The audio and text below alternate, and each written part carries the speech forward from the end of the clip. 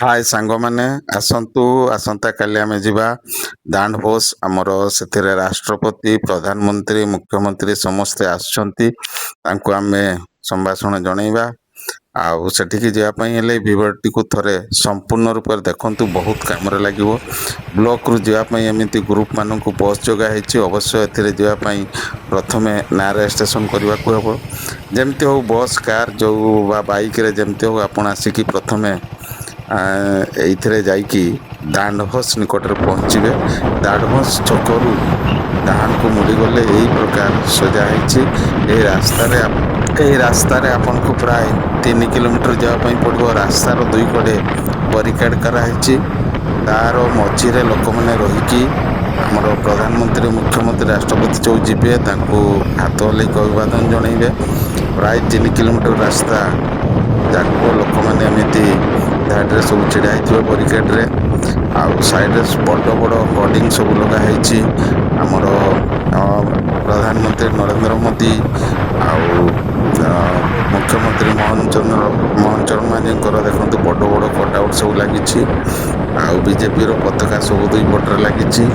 ଏଇଗୁଡ଼ରେ ଲୋକମାନେ ଛିଡ଼ା ହେଇକି ସବୁ ଆପଣଙ୍କର ଆମର ଏଇ ଅତିଥିମାନଙ୍କୁ ଅଭ୍ୟର୍ଥନା ଜଣେଇବେ। ଏଇଭଳି ରାସ୍ତାରେ ସୁନ୍ଦର ରାସ୍ତା ଅଛି। ଆପଣ ଏ ରାସ୍ତାରେ ଦାଣ୍ଡଭୋଜ ଛକରୁ ପ୍ରାୟ 3 କିଲୋମିଟର ଯିବେ ଏବଂ ଦାଣ୍ଡଭୋଜ ଏରୋଡ୍ରମ୍ ଫିଲ୍ଡ ପୂର୍ବରୁ ପାର୍କିଂ ପାଇଁ ବ୍ୟବସ୍ଥା ହେଇଛି। ଟିକିଏ ପୂର୍ବରୁ ମୁଁ ଦେଖାଉଛି ପାର୍କିଂ ସ୍ଥାନ। ଆଉ କାର୍, ବାଇକ୍ ଇତ୍ୟାଦିରେ ଯାଇଥିଲେ ବହୁତ ବଡ଼ ପାର୍କିଂ ଏରିଆ ଅଛି, ସେଇଠି ରଖିଦେବେ। ଆପଣଙ୍କୁ ବହୁତ ସୁବିଧା ହେବ। ଆଉ ଭିତରେ ବହୁତ ଭିଡ଼, ସିଆଡ଼େ ଗାଡ଼ି ଆଉ ବାଇକ୍ ଫାଇକ୍ ସବୁ ଏଲାଉ ହେବନି। ତେଣୁ ଏଇଭଳିଆ ରାସ୍ତାରେ ଗଲା ପରେ ଦେଖନ୍ତୁ, ମୁଁ ବର୍ତ୍ତମାନ ଆପଣଙ୍କୁ ଦେଖେଇବି ଯେଉଁ ପାର୍କିଂ ପ୍ଲେସ୍, କେତେ ବଡ଼ ପାର୍କିଂ ପ୍ଲେସ୍ କରାହେଇଛି। 500,000 ବସ୍ ମଧ୍ୟ ସେଥିରେ ଦେଖାଯିବନି। ଏଇ ଦେଖନ୍ତୁ, ଏଇଠୁ ପାର୍କିଂ ପ୍ଲେସ୍ ଆରମ୍ଭ ହେଉଛି। ବାଁ ପଟକୁ ଆପଣ ଦେଖନ୍ତୁ, ବାଁ ପଟକୁ ଏଇ ଯେଉଁ ବିରାଟ ପଡ଼ିଆ ସମତଳ କରାହେଇଛି ଦେଖିପାରୁଥିବେ। ଏଇ ପଡ଼ିଆରେ ଆପଣ ଗାଡ଼ି ପାର୍କିଂ କରିପାରିବେ। ଗାଡ଼ି ପାର୍କିଂ କଲା ପରେ ଦୁଇଟି ବଡ଼ ବଡ଼ ପଡ଼ିଆ ପାର୍କିଂ ହେଇ ଦେଖନ୍ତୁ, ସେଇଟା ଆଗଟା ଦେଖିଲେ, ଏଇଟା ତା ପରେ ଆଉ ଗୋଟେ ଲାଗିକି ବଡ଼ ପାର୍କିଂ ପ୍ଲେସ୍ ଅଛି। ବସ୍, ଟ୍ରକ୍ ସବୁ ବୋଧେ ଏଇଠି ପାର୍କିଂ ହେବ, ସିକ୍ୟୁରିଟି ଗାଡ଼ି ସବୁ। ଆଉ ଦେଖନ୍ତୁ କେତେ ବଡ଼ ପାର୍କିଂ ପ୍ଲେସ୍ ହେଇଛି। ଏଇଠୁ ଗାଡ଼ି ରଖିଲା ପରେ ଆପଣ ଗଲେ ଏଇଟା ମେନ୍ ଗେଟ୍ ପଡ଼ିବ ଏୟାର ଷ୍ଟ୍ରିପ୍ ଭିତରକୁ ଯିବା ପାଇଁ। ଏଇ ଗେଟ୍ରେ କାହାରିକୁ ଏଣ୍ଟ୍ରି ନାହିଁ। ଆପଣ ଗେଟ୍ରୁ ଡାହାଣକୁ ମୁଡ଼ି ଦେବେ। ବର୍ତ୍ତମାନ ଏଇ ବାଉଣ୍ଡ୍ରି କଡ଼େ କଡ଼େ ଡାହାଣକୁ ମୁଡ଼ିକି ଗଲେ ଆପଣ ରାସ୍ତାରେ ଚାଲି ଚାଲି ଯିବେ। ଏଇ ଯେଉଁ ବଡ଼ ବଡ଼ ଟେଣ୍ଟ ପଡ଼ିଛି ତାର ପଛ ଭାଗଟା ସେଇଟା ଦେଖାଯାଉଛି। ଆଉ ସେଇ ପାଚେରୀ କଡ଼େ କଡ଼େ ଆପଣଙ୍କୁ ପ୍ରାୟ 1 କିଲୋମିଟର ଚାଲିକି ଯିବା ପାଇଁ ପଡ଼ିବ। ଏଇ ଯେଉଁ ରାସ୍ତା, ଏଇ ରାସ୍ତାରେ ଆପଣ ଯିବେ। ଆମର ମହାମହିମ ରାଷ୍ଟ୍ରପତିଙ୍କର ବି ହୋର୍ଡିଂ ସବୁ ଲାଗିଛି। ଭିତରେ ସବୁ ବିଭିନ୍ନ କାମ ପାଇଁ ଆସିଥିବା ଗାଡ଼ି ଆଉ ସିକ୍ୟୁରିଟି ମାନଙ୍କ ପାଇଁ ଟେଣ୍ଟ ଫେଣ୍ଟ ଇତ୍ୟାଦି ବ୍ୟବସ୍ଥା ହେଇଛି। ଇଏ ହେଉଛି ଟେଣ୍ଟର ପଛ ଭାଗ। ଏପଟେ କେବଳ ଭିଆଇପି ମାନଙ୍କର ଏଣ୍ଟ୍ରି ଅଛି। ଆପଣମାନଙ୍କୁ ଏଇ ଟେଣ୍ଟର ସମ୍ମୁଖ ଭାଗକୁ ସେଇ ରାସ୍ତା ଦେଇକି ଯିବା ପାଇଁ ପଡ଼ିବ। ଏଇଟା ହେଉଛି ସେଇ ରାସ୍ତା। ରାସ୍ତାରେ ଗଲାବେଳେ ଟେଣ୍ଟରେ ଯେଉଁ ଲାଇଟ୍ ଲାଗିଛି, ଯେମିତି ସଜା ହେଇଛି, ସାଇଡ଼ରୁ ଆପଣ ଦେଖିପାରିବେ କେତେ ବଡ଼ ଟେଣ୍ଟ ଲାଗିଛି। ଦେଖନ୍ତୁ, ଏଇଟା ଟେଣ୍ଟର କଡ଼େ କଡ଼େ ଆମେ ଚାଲିଛେ। ତାମାନେ ସେଇ ଯେଉଁ ମେନ୍ ଗେଟ୍ ଦେଖିଲେ ତାର ଡାହାଣ ପଟ ରାସ୍ତାରେ ଏଇ ଟେଣ୍ଟର ଦୃଶ୍ୟ ଦେଖାଯାଉଛି। ଆପଣ ସେଇ ରାସ୍ତାରେ ଏମିତି ଟେଣ୍ଟ ଦେଖି ଦେଖି ଯିବେ। ଏଇ ଟେଣ୍ଟଟା ଯେଉଁଠି ସରିବ ସେଇଠି ହେଉଛି ତାର ପ୍ରବେଶ ଦ୍ୱାର। ଏଇ ଦେଖନ୍ତୁ, ଟେଣ୍ଟ ଏବେ ସରି ଆସିଲାଣି। ଆଉ ଏଇଠି ପ୍ରବେଶ ପାଇଁ 3ଟା ରାସ୍ତା କରାହେଇଛି। ଏଇଠୁ ଆରମ୍ଭ ହେଇଯିବ ଗୋଟେ ପ୍ରବେଶ ପଥ।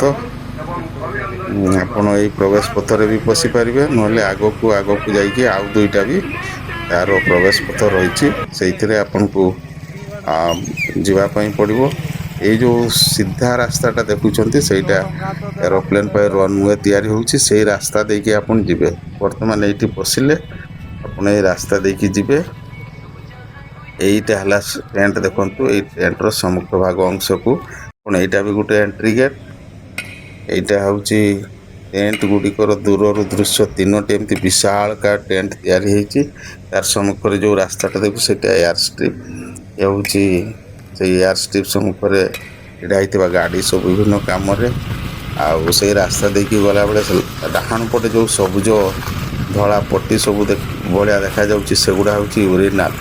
ଶହ ଶହ ୟୁରିନାଲ ତିଆରି ହେଇଛି। ଏଇଗୁଡ଼ା ଦେଖନ୍ତୁ ଆପଣଙ୍କ ଲୋକଙ୍କର ସୁବିଧା ପାଇଁ ପଶ୍ରାଗାର ଶହ ଶହ ତିଆରି ହେଇଛି। ତାପରେ ଏଇ ରାସ୍ତାରେ ଗଲା ପରେ ଏଇଟା ଏଣ୍ଟ୍ରି ଗେଟ୍। ଏଠି ହୁଏତ ମେଟାଲ ଡିଟେକ୍ଟର ଇତ୍ୟାଦି ଲାଗିଥିବ, ତେଣୁ ଅନ୍ୟ କୌଣସି ଜିନିଷ ନେଇକି ଯିବେ ନାହିଁ। ଏଇ ଗେଟ୍ରେ ପ୍ରବେଶ କଲା ପରେ ଏଇଭଳିଆ ସେ ଟେଣ୍ଟଟା ଦେଖିବା ପାଇଁ ପାଇବେ। ଏଇଭଳିଆ ତିନୋଟି ବଡ଼ ବଡ଼ ଟେଣ୍ଟ ରହିଛି। ଏଇଟା ମଝି ଟେଣ୍ଟଟା। ଟେଣ୍ଟର ଖୁବ୍ ନିକଟ ମାନେ ଅଳ୍ପ ଅଳ୍ପ ବ୍ୟବଧାନରେ ବଡ଼ ବଡ଼ LCD ସବୁ ଲାଗିଛି, କାରଣ ବହୁତ ଦୂରରେ ପେଣ୍ଡାଲ ରହିଥିବାରୁ ଆଉ ଅତିଥିମାନଙ୍କର ଭାଷଣ ଶୁଣିବା ଆଉ ଦେଖିବା ପାଇଁ ଏଇ LCDର ହିଁ ସାହାଯ୍ୟ ନେଇପାରିବେ। କେବଳ ମୁଖ୍ୟ ଟେଣ୍ଟ ଯୋଉଟା ମଝିରେ ଅଛି ସେଇଥିରେ ହିଁ ଆପଣ ଗେଷ୍ଟମାନେ ରହିବେ। ଅନ୍ୟ ଦୁଇ ଟେଣ୍ଟରୁ ଲୋକମାନେ କେବଳ LCD ମାଧ୍ୟମରେ ଖୁବ୍ ପାଖରୁ ଦେଖିଲା ଭଳିଆ ଅନୁଭବ କରି ଦେଖିପାରିବେ ଏବଂ ତାଙ୍କର ଭାଷଣ ଶୁଣିପାରିବେ। ଆଉ ଏ ହେଲା ସମ୍ପୂର୍ଣ୍ଣ ଦୃଶ୍ୟ। ଆଉ କେମିତି ଲାଗିଲା ଦେଖିବେ, ଆଉ ମୋ ଚ୍ୟାନେଲକୁ ସବସ୍କ୍ରାଇବ୍ କରିବେ। ଧନ୍ୟବାଦ।